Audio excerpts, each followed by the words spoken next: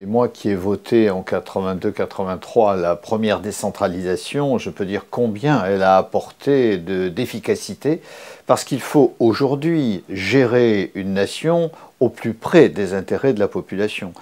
Nous avons besoin de mettre en œuvre des politiques différenciées, adaptées à la réalité des territoires et des populations, partout. Et donc là, il n'y a que par l'intermédiaire régional, par exemple, qu'on peut le faire.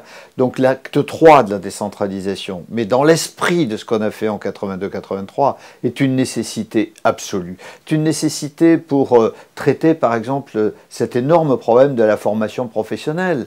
Aujourd'hui, on décline et on décide de Paris qu'il doit y avoir X% d'apprentis de plus. Ça n'a aucun sens. Et quand on le transpose sur le territoire, on a à gérer des aberrations.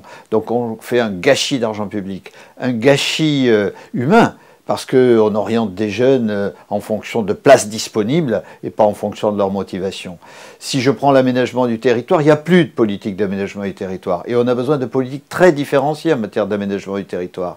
Si je regarde l'économie, etc., dans tous les domaines, nous avons besoin de pouvoir prendre des décisions au plus près des territoires, parce que adaptées à la réalité, ce qui ne veut pas dire qu'on s'abstrait de ce qui se passe au niveau national, européen et mondial. Bien sûr, les régions ont leur place dans l'Europe et le monde, et la meilleure preuve qu'il faut aller vers cette décentralisation nouvelle, c'est qu'au niveau de l'Europe, c'est partout comme ça. Moi, je siège au comité des régions, on voit dans les pays voisins, les grands pays, combien le poids des régions est majeur et combien il permet plus d'efficacité.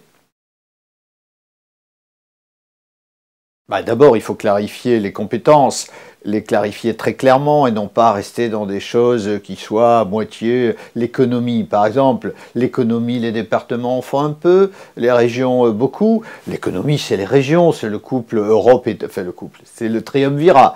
Europe, État, région, par exemple, la formation professionnelle est un énorme problème. Donc nous demandons par exemple un service public régional d'information, d'orientation. Il faut qu'on ait la maîtrise sur l'orientation et la formation professionnelle.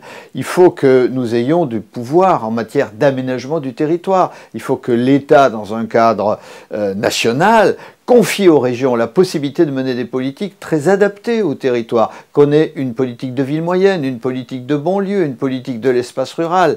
Sur l'agriculture, la politique agricole commune de l'après 2013 ne peut plus être gérée sur une simple vision européenne et nationale. On se rend compte aujourd'hui qu'il n'y a pas une agriculture, mais une multitude d'agricultures. Eh bien, cette multitude d'agriculture, il faut la gérer au plus près des territoires. C'est-à-dire qu'il faut que l'Europe, la France, délègue des fonds aux collectivités pour mettre en œuvre la politique agricole commune, par exemple sur le soutien aux agriculteurs et puis sur le développement rural. Voilà quelques exemples, il y en a bien d'autres.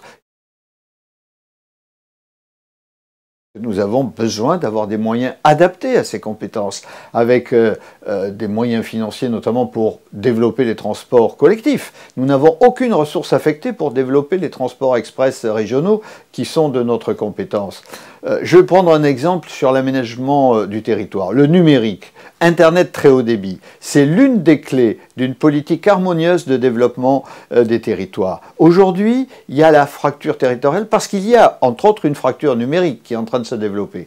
Pour parvenir à amener Internet très haut débit partout, il faut de la péréquation nationale, il faut une taxe. Aussi, et c'est ce que nous proposons, une taxe sur les usages du numérique, comme il y a une taxe sur l'électricité, qui permet de faire de la péréquation entre ceux qui ont le service et ceux qui ne l'ont pas. Donc qui permet aux régions, souvent aux maîtres d'ouvrage, avec les départements, de mettre en œuvre Internet très haut débit partout sur le territoire, parce qu'on aura une solidarité nationale qui jouera à travers les usages. Ce sont quelques exemples. Et puis il nous faut une part de l'impôt national très rapidement, si on veut véritablement avoir les moyens de nos politiques.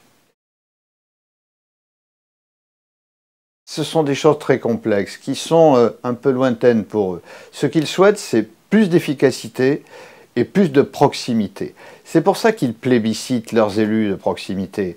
vous savez bien, c'est le maire qui est le plus reconnu par la population. Qu'il y a un problème, on va le voir. Et on se rend compte aujourd'hui que les présidents de conseils régionaux montent en audience, en notoriété auprès de l'opinion publique parce qu'ils sont sur le terrain, parce qu'ils vont résoudre les problèmes, parce qu'ils portent des politiques d'innovation un peu dans tous les domaines.